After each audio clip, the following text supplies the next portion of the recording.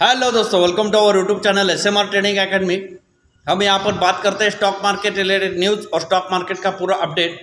तो चलिए आज का वीडियो शुरुआत करते हैं। वीडियो शुरुआत करने से पहले अगर आप इस चैनल पर नए हैं तो सब्सक्राइब ज़रूर कर लीजिएगा। यहाँ पर आपको हर एक स्टॉक का इन्फॉर्मेशन मिलेगा, एजुकेशनल पर्पज़ के लिए बताया होता है, यानी कि वो बाय कब करना है, सेल कब करना है, उसका लेवल क्या होता है, इन और आउट कब करना है, हमें एग्जिट एंट्री कब लेना है, वही उसका पूरा अपडेट यहाँ पर आपको मिलेगा। तो उसी तरह से उसमें ट्रेड बनेगा। तो चलिए कल का कुछ अपडेट देता हूँ। पहले कल मैंने कुछ कॉल दिए हुए थे, ट्रेड दिए हुए थे, उसका क्या हुआ है वो देखना पड़ेगा। पहले बैंक निफ्टी का 44,400 का पुट दिया होता 68 रुपये के आसपास। एक्सपायरी का ट्रेड है। 44,400 का पुट दिया हुआ था 68 रुपये के आसपास, उसने हाई लगा दिया 426 रुपये का। देखिए आप कितने परसेंट हो गया, कितने टाइम्स हो गया वो। उसके बाद में निफ्टी का 18,700 का पुट दिया हुआ था 18 रुपये के आसपास, वो भी हो गया 76 रुपये के आसपास हो गया वो, यानी कि वो भी 4 से 5 पट हो गया। उसके बाद में निफ्टी का 18,600 का एक पुट दिया होता 52 रुपये के आसपास 9 तारीख को, तो उसने हाई लगा दिया 94 रुपये का। अगर आप ऑप्शन ट्रेडिंग सीखना चाहते हैं तो आप ये वीडियो अंत तक ज़रूर देखिएगा, आपको ज़रूर इन्फॉर्मेशन पूरी वाली मिलेगी इसमें, जो कि ऑप्शन ट्रेड कैसे करना है, हीरो ज़ीरो ट्रेड इनिशिएट कैसे करना है, या पूरी इन्फॉर्मेशन आपको यहाँ पर मिलेगी। ये पूरे मैंने ट्रेड जो दिए हुए थे वो इस थर्सडे को दिए थे, एक्सपायरी को, निफ्टी और बैंक निफ्टी के, जो कि बम्पर प्रॉफिट हुआ उसमें। तो चलिए आज का वीडियो शुरुआत करते हैं। आज मैं वीडियो में आपको बताने वाला हूँ लगभग 60 स्टॉक, तो वीडियो अंत तक ज़रूर देखिएगा, आपको पूरा इन्फॉर्मेशन यहाँ पे मिलेगा। हर एक स्टॉक का लेवल कहाँ पे बाय करना है, कहाँ पे सेल करना है, वो पूरा लेवल आपको यहाँ पे मिलेगा। तो चलिए पहला ग्लोबल अपडेट देखते हैं क्या हुआ है। निफ्टी की क्लोजिंग है 18,563 के आसपास, यानी कि वो 71 पॉइंट गिरा हुआ है कल। बैंक निफ्टी 43,990 के आसपास क्लोजिंग है, यानी कि वो 6 पॉइंट गिरा हुआ है सिर्फ। एसजेक्स निफ्टी आपका बता रहा है 18,662 के आसपास, जो कि 52 पॉइंट बढ़ा हुआ है। डाउ जोन्स जो आपका 33,876 के आसपास है, यानी कि वो 43 पॉइंट वो भी बढ़ा हुआ है। नैस्डैक 13,259 के आसपास है, यानी कि वो भी 20 पॉइंट बढ़ा हुआ है। आपका ब्रेंट क्रूड ऑयल जो है वो $74 के आसपास है, यानी कि ब्रेंट ऑयल जो है 78 के आसपास गया था, वहाँ से फिर से वो करेक्ट होकर 74 के आसपास आ गया। आप एक बात मान लीजिएगा, जब भी आपका ब्रेंट क्रूड ऑयल बढ़ेगा या गिरेगा, उसका सीधा इम्पैक्ट हमारे मार्केट पे गिरता है, तो वैसा ट्रेड भी हम इनिशिएट कर सकते हैं। आपका INR अभी चल रहा है 82 रुपये 44 पैसे के आसपास। डॉलर इंडेक्स चल रहा है 103 रुपये 55 पैसे के आसपास। बॉन्ड यील्ड जो USA का चल रहा है 3.74 के आसपास चल रहा है। उसका भी आप अगर बॉन्ड यील्ड का रिएक्शन देखोगे तो 12 और 13 तारीख को फेड का मीटिंग है, उसमें रेट हाइक होगा या कम होगा, क्या होगा, वो डिसीजन फेड देगा। तो उसके तरह से उसमें भी ट्रेड बन सकता है। अगर डॉलर इंडेक्स यहाँ से भागता है, यानी कि 4% के आसपास जाएगा, तो इक्विटी मार्केट के लिए अच्छा नहीं होगा, और इक्विटी मार्केट वहाँ से करेक्ट ज़रूर होगा। तो उसी तरह से उसमें भी ट्रेड बन सकता है। FIDI की आप अगर पोजीशन देखोगे इंडियन मार्केट में, तो क्या हुआ है, FI ने कैश में 338 करोड़ रुपए का कल सेल आउट किया। इंडेक्स फ्यूचर में 617 करोड़ रुपए का सेलिंग किया हुआ है। स्टॉक फ्यूचर में उन्होंने 1150 करोड़ रुपए का सेलिंग किया हुआ है। नेट आप अगर FI का फंड फ्लो देखोगे तो 2104 करोड़ का उन्होंने इंडियन मार्केट में सेल किया हुआ है। उसके बाद में DI ने 1245 करोड़ का बाय किया हुआ है। ये कल FI का इतना सेल जो भी अकाउंट आया हो, इतना बड़ा क्यों आया, आप अगर देखोगे तो कोटक महिंद्रा बैंक में कल 3 करोड़ शेयर की हेराफेरी हुई है, यानी कि हाथ बदले गए हैं उसमें।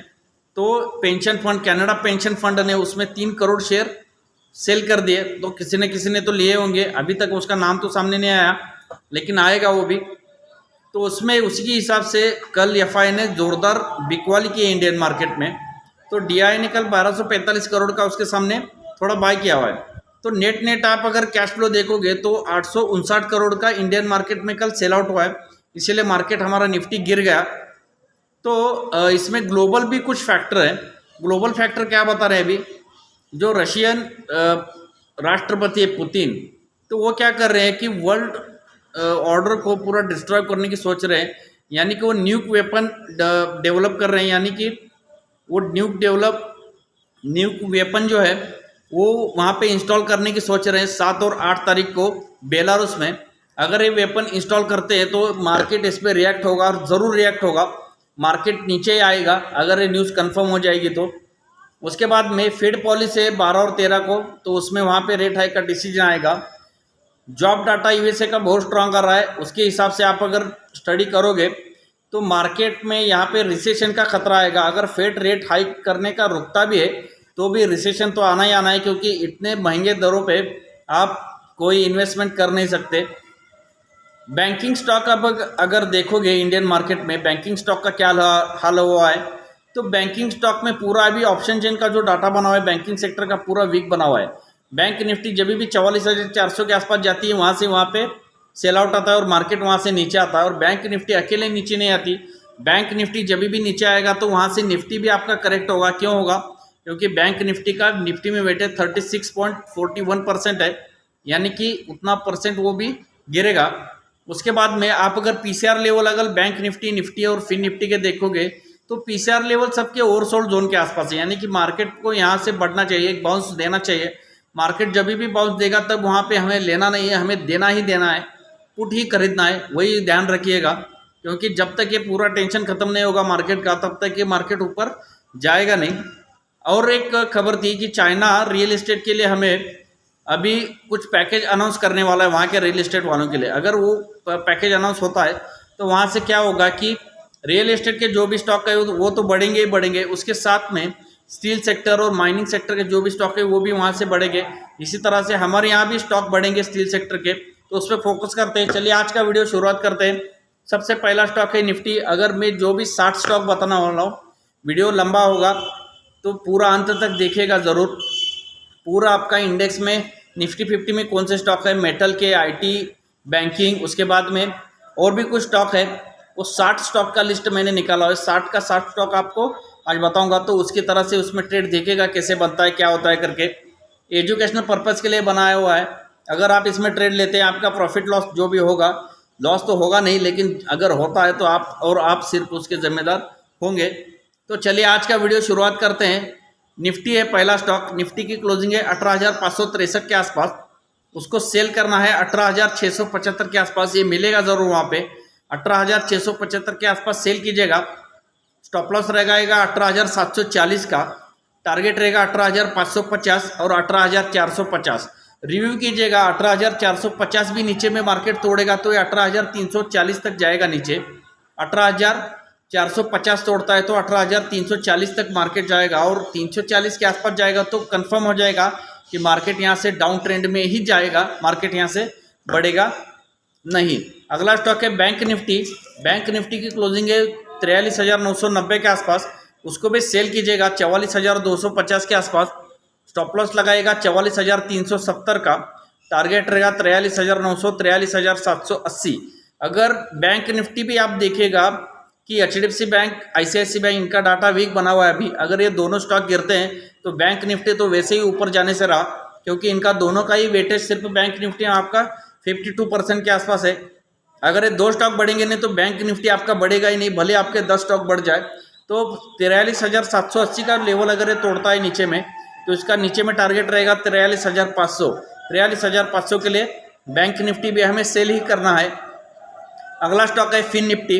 फिन निफ्टी की क्लोजिंग है 19,411 के आसपास, जो कि उसको भी सेल करना है। सेल करने की लेवल बनती है 19,480 के आसपास। स्टॉप लॉस लगाएगा 19,540 का। टारगेट रहेगा 19,420, 19,350 और 19,280 के आसपास।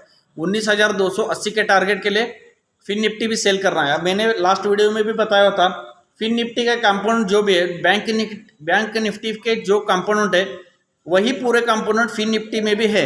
अगर बैंक निफ्टी नीचे आता है तो फिन निफ्टी को नीचे लाएगा ही लाएगा। इसी तरह से बैंक निफ्टी अगर सेल है तो फिन निफ्टी भी सेल ही बनेगा, क्योंकि उसी के सारे कंट्रीब्यूटर इसमें भी है। अगला स्टॉक है रिलायंस। हेवी वेट है मार्केट का, मार्केट को हिला कर रख देगा ये स्टॉक अकेला। रिलायंस का क्लोजिंग है 2482 के आसपास। उसको भी सेल ही करना है 2522 के आसपास। स्टॉप लॉस लगाना है 2535 का।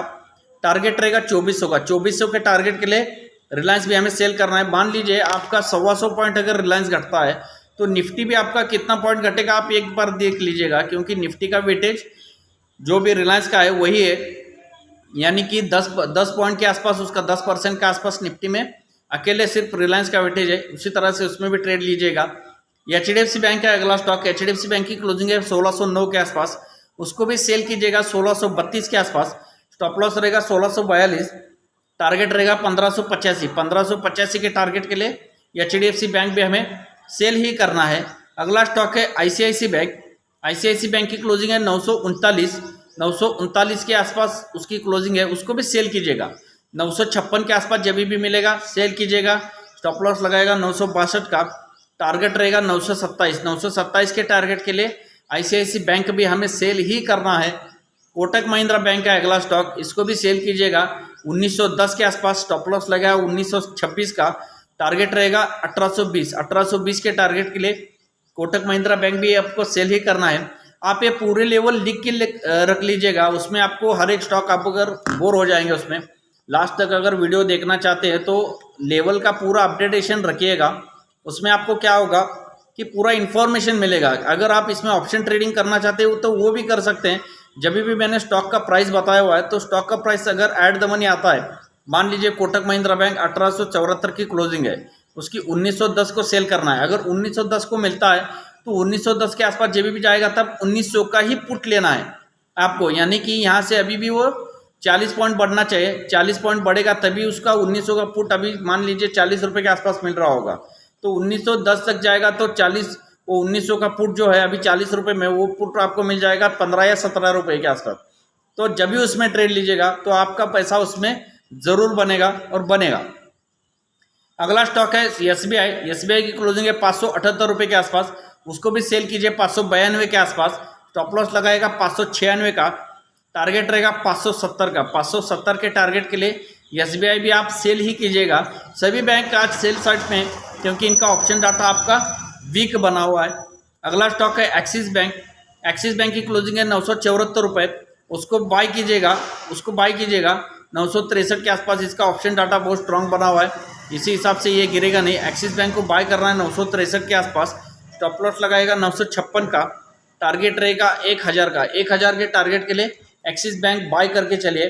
अगला स्टॉक है इंडसइंड बैंक। मैंने लास्ट वीडियो में भी बताया हुआ था कि इंडसइंड बैंक निफ्टी में सबसे स्ट्रांग स्टॉक है, ये गिरेगा ही नहीं। हर गिरावट में इसको बाइंग करना है। इंडसइंड बैंक को भी बाय कीजिएगा 1305 के आसपास। स्टॉप लॉस लगाएगा 1295 का, टारगेट रहेगा 1365 के टारगेट के लिए इंडसइंड बैंक भी बाय कीजिएगा। एक मान लीजिएगा बात कि ICICI बैंक और HDFC बैंक, अगर ये दो बैंक नहीं चलते तो बाकी के पूरे बैंक यहाँ पे चलेंगे और उसी तरह से ट्रेड बनेगा। अगर 10 बैंक नीचे जाते हैं तो ये दो बैंक निफ्टी को संभाल लेंगे। अगर ये दो स्टॉक चलते हैं तो बाकी के 10 स्टॉक में करेक्शन आएगा, उसी तरह से उसमें ट्रेड बनेगा। तो ट्रेड इनिशिएट वैसा ही करना है हमें। बैंक ऑफ बड़ौदा है अगला स्टॉक, उसको भी सेल कीजिएगा 190 के आसपास। स्टॉप लॉस लगाएगा 193 का, टारगेट रहेगा 178 के टारगेट के लिए बैंक ऑफ बड़ौदा भी हमें सेल करना है। अगला स्टॉक है एयू बैंक हमें सबसे स्ट्रांग बैंक है। इंडसइंड बैंक जो मैंने अभी बताया हुआ था, तो इंडसइंड बैंक की तरह से ही एयू बैंक भी अभी बहुत स्ट्रांग है, जो कि गिरेगा नहीं। उसको भी बाय कीजिएगा। बाय करने के लेवल बनते हैं 740 की, स्टॉप लॉस लगाना है 735 का। 740 तक ये आएगा तो ज़रूर बाय कीजिएगा। अगर उसको ऊपर भी मिलता है तो भी इसको बाय करके ही चलेगा। इसका टारगेट रहेगा 810। इसकी मूवमेंट इतनी स्ट्रांग रहती है, इसमें कॉल अनवाइंडिंग हो रहा है 810 तक, तो ये स्टॉक तो ज़रूर 810 तक जाएगा। तो इसी हिसाब से इसमें भी ट्रेड लीजिएगा। 740 के आसपास लीजिएगा। स्टॉप लॉस रहेगा 735 का, टारगेट रहेगा 810 का। अगला स्टॉक है फेडरल बैंक। ये पूरे बैंक निफ्टी और फिन निफ्टी के स्टॉक में बता रहा हूँ। फेडरल बैंक है अगला स्टॉक, 125 के आसपास क्लोजिंग है। इसको सेल करना है हमें 128 के आसपास। स्टॉप लॉस लगाएगा 130 का, टारगेट रहेगा 122 के टारगेट के लिए फेडरल बैंक हमें सेल करके चलना है। अगला स्टॉक है PNB, पंजाब नेशनल बैंक। इसको भी हमें सेल ही करना है 53 के आसपास। 51.30 के आसपास इसकी क्लोजिंग है। इसको सेल कीजिएगा 53 के आसपास। स्टॉप लॉस लगाएगा 53.80 का, 80 पॉइंट का स्टॉप लॉस रहेगा। टारगेट रहेगा 48.30 का टारगेट रहेगा, यानी कि 48 का टारगेट इसमें आप मान के चलेगा पंजाब नेशनल बैंक में। अगला स्टॉक है IDFC first bank. IDFC first bank की क्लोजिंग है 71 रुपये 65 पैसे के आसपास। इसको भी हमें सेल करना है 72 रुपये 55 पैसे के आसपास। स्टॉप लॉस लगाना है 73 रुपये 50 पैसे, यानी कि हार्डली 1 रुपये का स्टॉप लॉस रहेगा। टारगेट रहेगा 68 रुपये 50 पैसा। तो इसको भी हमें सेल ही करना है IDFC फर्स्ट बैंक को। अगला स्टॉक है बंधन बैंक। बंधन बैंक की क्लोजिंग है 256 रुपये के आसपास। इसको बाय कीजिएगा 252 रुपये के आसपास। डाटा स्ट्रांग बना हुआ है इसका भी, ये भी गिरेगा नहीं। 252 के आसपास इसको बाय कीजिएगा। 249 का स्टॉप लॉस लगाएगा। टारगेट रहेगा 267। 267 के टारगेट के लिए बंधन बैंक भी हमें बाय करना है। अभी बैंकिंग सेक्टर का तो हाल पूरा आपने देख लिया कि बैंकिंग सेक्टर में कौन सा बाय करना है, कौन सा सेल करना है। अभी आते हैं बैंकिंग सेक्टर का वेटेज। अगर निफ्टी में देखोगे तो 36.19% वेटेज है। अगर आप इसका आईटी इंफॉर्मेशन टेक्नोलॉजी का अगर आप वेटेज देखोगे तो 15% के आसपास है, 14.5-15% के आसपास है। एक हिसाब से ही ट्रेडिंग मैंने लिया हुआ है कि हर एक स्टॉक का इंफॉर्मेशन आपको देना है, जो कि पूरा इंडेक्स वेटेज के हिसाब से। अगला weightage heavy weight heavy IT index, तो उसको देखता है क्या क्या करना है। अगर एक स्टॉक है टीसीएस की क्लोजिंग है 3210 के आसपास। नैस्डैक चल रहा है, यूएस मार्केट में नैस्डैक चल रहा है, लेकिन आईटी हमारा यहाँ पे अंडर परफॉर्म कर रहा है, ये बढ़ नहीं रहा। क्यों बढ़ नहीं रहा? क्योंकि आईटी सेक्टर में यूएस में आप अगर देखोगे तो आर्टिफिशियल इंटेलिजेंस के जो भी स्टॉक है वही स्टॉक बढ़ रहे हैं। बाकी का नैस्डैक भी अभी इतना खास स्टॉक उनमें बढ़े नहीं है। 4-5 स्टॉक जो है, चिप मेकर है या एनवीडिया का स्टॉक लास्ट मंथ में आपने अगर देखोगे तो 35% के आसपास चल गया। तो क्यों चल गया? आर्टिफिशियल इंटेलिजेंस की वजह से। तो इसी तरह से उसमें भी ट्रेड बनता है। टीसीएस की क्लोजिंग है 3210 के आसपास। इसको सेल कीजिएगा 3254 के आसपास। स्टॉप लॉस रहेगा 3265 का। टारगेट रहेगा 3150। 3150 के टारगेट के लिए टीसीएस हमें सेल करना है। अगला स्टॉक है इन्फोसिस। इन्फोसिस की क्लोजिंग है 1266 रुपये। उसको भी सेल कीजिएगा 1288 के आसपास। ये स्टॉक 1300 रुपये क्रॉस करने वाला है नहीं, क्योंकि इसका ऑप्शन चेन अगर डाटा देखोगे आप तो बहुत वीक बना हुआ है, तो यहाँ से गिरना ही गिरना है। इन्फोसिस की क्लोजिंग है 1266 के आसपास। उसको सेल करना है 1288 के आसपास। उछाल में बिकवाली कीजिएगा इसमें। स्टॉप लॉस लगाएगा 1310 का। टारगेट रहेगा 1240। 1240 के टारगेट के लिए इन्फोसिस भी हमें सेल ही करना है। अगला स्टॉक है एसएल टेक। एसएल टेक की क्लोजिंग है 1110 रुपये के आसपास। उसको भी सेल कीजिएगा 1128 के आसपास। टारगेट रहेगा उसका 1085 के आसपास। स्टॉप लॉस लगाने 1150 का। स्टॉप लॉस थोड़ा दूर आ रहा है, 22 रुपये का स्टॉप लॉस है, यानी कि 2% का स्टॉप लॉस है। टारगेट रहेगा 1085 का। अगला स्टॉक है विप्रो। इसका बायबैक था, लेकिन बायबैक कुछ असर कर नहीं रहा इस पर, इसीलिए ये भी गिरेगा अभी। उसको सेल कीजिएगा 402 के आसपास। स्टॉप लॉस लगाएगा 405 का। 3 रुपये का स्टॉप लॉस है इसमें। टारगेट रहेगा 385 का। 385 के टारगेट के लिए विप्रो भी हमें सेल ही करना है। सभी आईटी सेक्टर आप जो अभी तक जो भी आईटी स्टॉक मैंने बताया है वो पूरे सेल साइड में बताए, लेकिन सेलिंग की लेवल आप देखिएगा, जो क्लोजिंग प्राइस है वो क्लोजिंग प्राइस के ऊपर सेलिंग प्राइस बताए हुए। क्यों बताए हुए? उछाल में इसको बिकवाली करना है, इसीलिए। अगला स्टॉक है टेक महिंद्रा। टेक महिंद्रा की क्लोजिंग है 1062 के आसपास। उसको भी सेल ही करना है 1092 के आसपास। स्टॉप लॉस लगाना है 1113 का। टारगेट रहेगा 1025 का। 1025 के टारगेट के लिए टेक महिंद्रा भी हमें सेल करना है। अगला स्टॉक है एलटीआई माइंट्री। एलटीआई माइंट्री 4808 के आसपास क्लोजिंग है। उसको बाय कीजिएगा 4665 के आसपास। स्टॉप लॉस लगाएगा 4600 का। टारगेट रहेगा 4950 का। आईटी सेक्टर में सब स्टॉक सेल बताया हुआ है, लेकिन एक ही एलटीआई माइंट्री एक ही स्टॉक है जो कि बाय बताया हुआ है।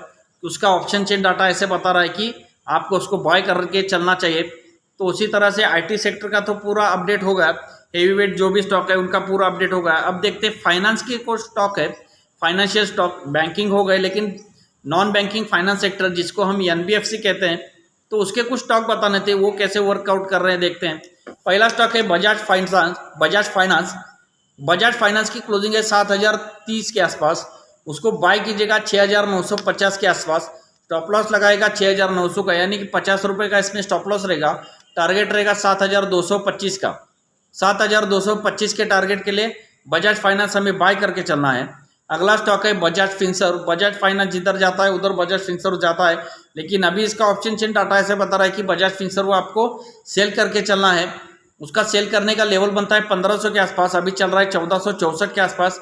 1500 के आसपास जाएगा तो सेल कीजिएगा। स्टॉप लॉस लगाएगा 1510 का।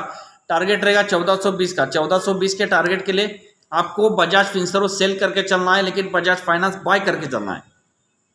अगला स्टॉक है एचडीएफसी।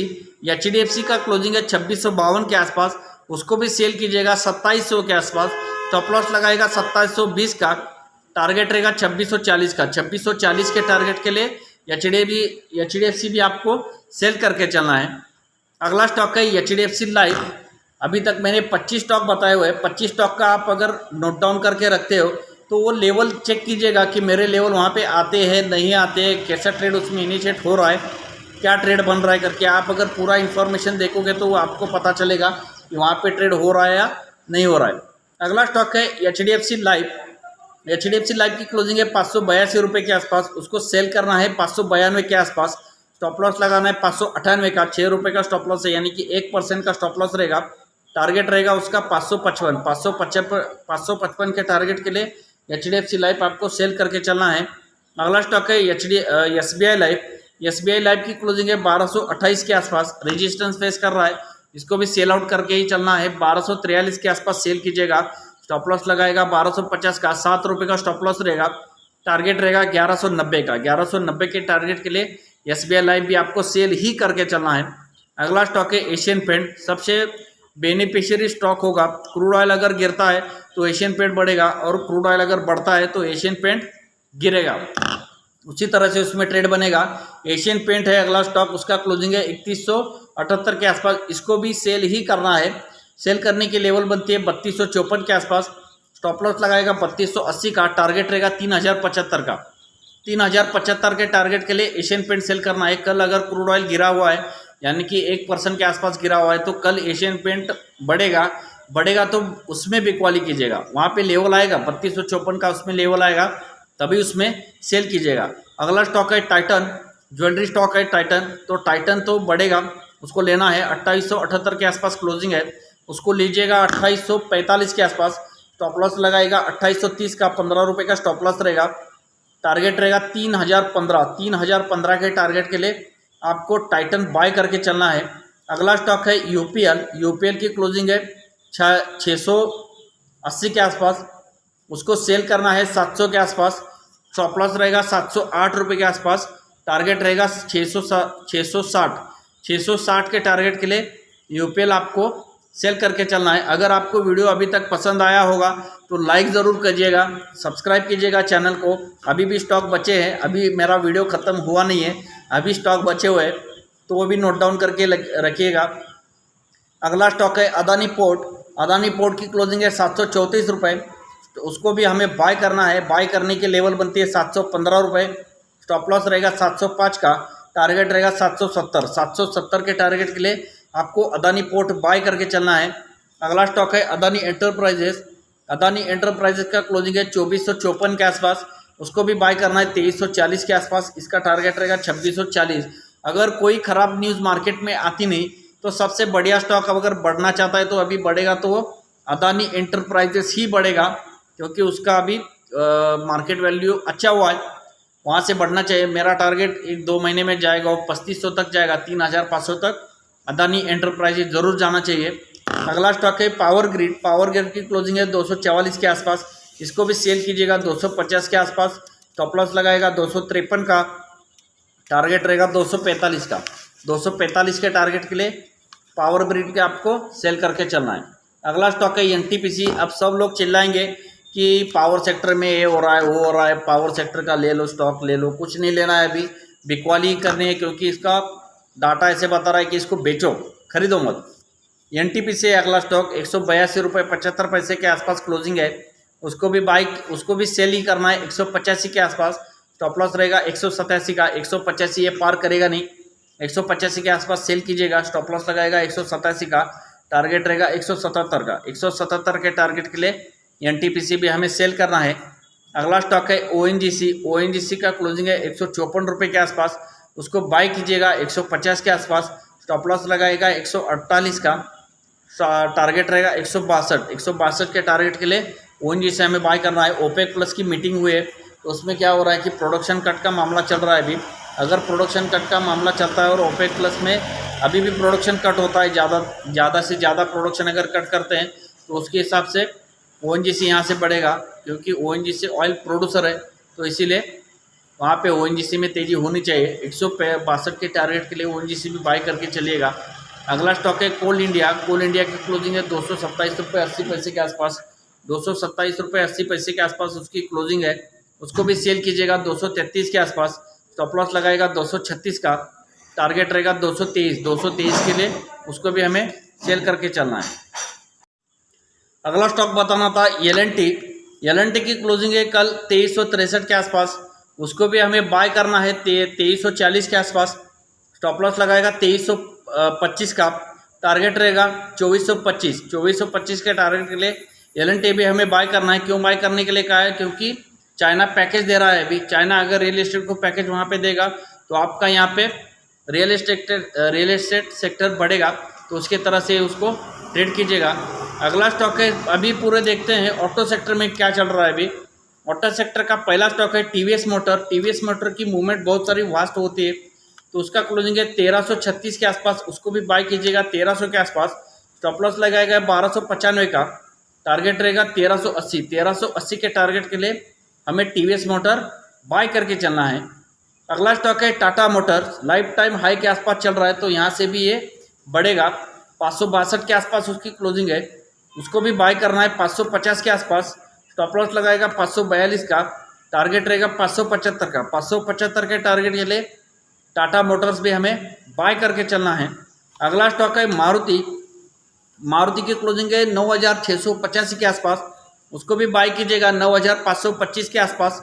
स्टॉप लॉस लगाएगा 9470 का, टारगेट रहेगा 9850 के टारगेट के लिए मारुति भी हमें बाय करना है। इसका रियल एस्टेट का जो भी पैकेज होगा, रियल एस्टेट को पैकेज देंगे चाइना वाले, तो उसमें क्या होगा, स्टील सेक्टर की कीमतें कम होगी, तो इनका सबसे ज़्यादा फायदा ऑटो सेक्टर को होगा। उसी तरह से उसमें ट्रेड इनिशिएट करना है हमें। ये न्यूज़ बेसिस, इस न्यूज़ फ्लो बेसिस हमें उसमें ट्रेड इनिशिएट करना है ऑटो सेक्टर में। अगला स्टॉक है अशोक लेलैंड की क्लोजिंग है 152 के आसपास, उसको बाय कीजिएगा 148 के आसपास। स्टॉप लॉस लगाएगा 147 का, 1 रुपये का स्टॉप लॉस है, टारगेट रहेगा 158 का। 158 के टारगेट के लिए अशोक लेलैंड आपको बाय करके चलना है। अगला स्टॉक है M&M। अभी तक 41 स्टॉक मैंने बताया हुआ है। अगर आपको कोई भी लेवल मिसमैच हो गया होगा तो आप उसमें फिर से चेक कीजिएगा, लेवल आपको पूरे उसमें मिलेंगे। अगला स्टॉक है M&M की क्लोजिंग है 1371 रुपये के आसपास, उसको भी बाय कीजिएगा 1360 के आसपास। स्टॉप लॉस रहेगा 1342 का, टारगेट रहेगा 1415 के टारगेट के लिए M&M भी हमें बाय करना है। मैंने लास्ट वीडियो में भी बताया होता कि 1315 के आसपास था M&M, तब उसको बाय करना था। उसका टारगेट था 1400 के आसपास गया, वहाँ से प्रॉफिट बुकिंग आ गया और फिर से नीचे आया, तो उसको लेना है हमें M&M को भी। अगला स्टॉक है बजाज ऑटो सेक्टर में सबसे बेहतरीन स्टॉक है अभी, जो कि गिरेगा ही नहीं, क्योंकि इसका ऑल ऑप्शन चेन डाटा जो बता रहा है तो बहुत स्ट्रांग है। ऑप्शन चेन डाटा उसका ये बता रहा है कि उसको 4700 के आसपास लीजिएगा। स्टॉप लॉस लगाएगा 4650 का, टारगेट रहेगा 4875 का। 4875 के टारगेट के लिए बजाज ऑटो भी हमें बाय करना है। अगला स्टॉक है आइचर मोटर। एक में ऐसा स्टॉक रहेगा आइचर मोटर ऑटो सेक्टर में जो कि सेल करना है हमें। सेल करने की लेवल बनती है 3684 के आसपास।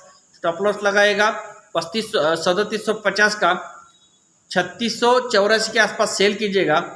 स्टॉप लॉस लगाएगा 3750 का, टारगेट रहेगा 3520 3520 के टारगेट के लिए आइचर मोटर हमें सेल करके चलना है। अगला स्टॉक है हीरो मोटोकॉर्प। लाइफ हाई ये भी बनाएगा इस साल में, ये भी लाइफ हाई बनाएगा, जो कि 4200 का इसका लाइफ हाई है। अभी हीरो मोटोकॉर्प का क्लोजिंग है 2900 रुपये के आसपास, उसको भी बाय कीजिएगा 2850 के आसपास। स्टॉप लॉस लगाएगा 2830 का, टारगेट रहेगा 2965 तक ये स्टॉक ज़रूर जाएगा, तो 2965 के टारगेट के लिए हीरो मोटोकॉर्प हमें बाय करना है। अभी भी 15 स्टॉक बचे हुए। अगर लाइक का बटन नहीं दबाया होगा तो ज़रूर दबाइएगा, मुझे थोड़ा मोटिवेशन मिल जाएगा उसकी तरह से, तो सब्सक्राइब कीजिएगा चैनल। तो अगला स्टॉक है सिप्ला की क्लोजिंग है 970 के आसपास, उसको बाय कीजिएगा 950 के आसपास। स्टॉप लॉस लगाएगा 945 का, टारगेट रहेगा 990 के टारगेट के लिए सिप्ला हमें बाय करना है। अगला स्टॉक है डॉक्टर रेड्डी की क्लोजिंग है 4662 के आसपास। स्टॉप उसको भी बाय कीजिएगा 4620 के आसपास। स्टॉप लॉस लगाएगा 4600 का, 20 रुपये का स्टॉप लॉस रहेगा। टारगेट रहेगा 4770। तो 4770 के टारगेट के लिए हमें डॉक्टर रेड्डी भी बाय करके चलना है।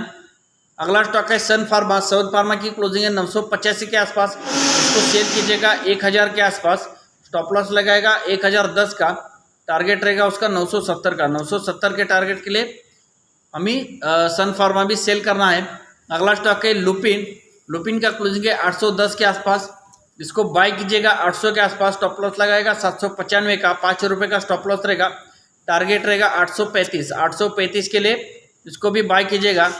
अगला स्टॉक है डीवीस लैब। 50वां स्टॉक बता रहा हूँ।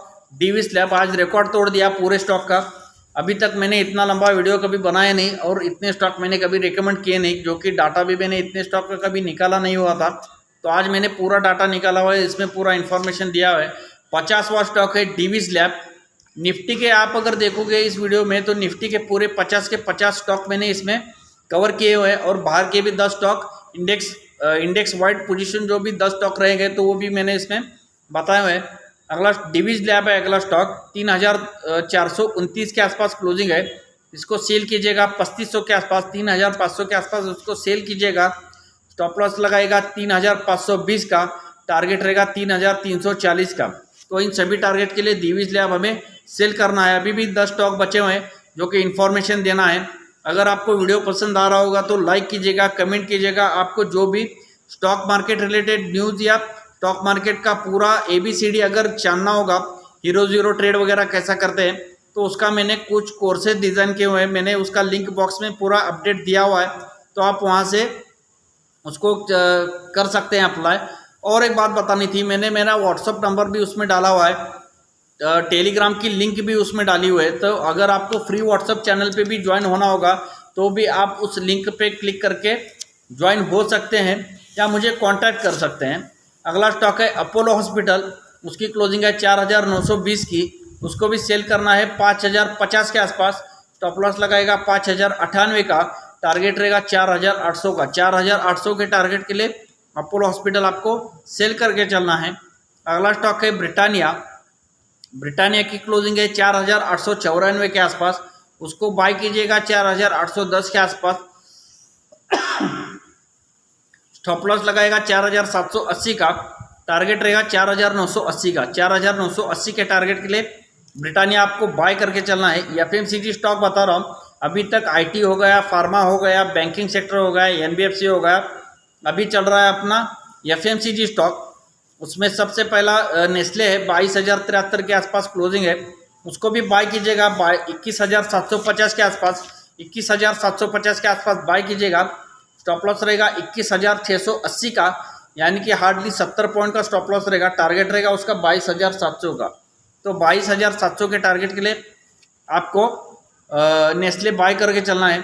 अगला स्टॉक है Tata consumer product. Tata consumer product की क्लोजिंग है 801 रुपया, उसको भी बाय कीजिएगा 790 के आसपास। स्टॉप लॉस रहेगा 780 का, 10 रुपये का स्टॉप लॉस रहेगा। टारगेट रहेगा 812 और 816। 816 के टारगेट के लिए टाटा कंज्यूमर प्रोडक्ट भी हमें बाय करके चलना है। IT से है अगला स्टॉक, 438 के आसपास क्लोजिंग है। 434 तक जब भी मिलेगा तब लीजिएगा। स्टॉप लॉस लगाएगा 430 का, टारगेट रहेगा 442 और 448। 448 अगर ये ऊपर में क्रॉस करेगा तब ये स्टॉक 460 तक जरूर जाएगा।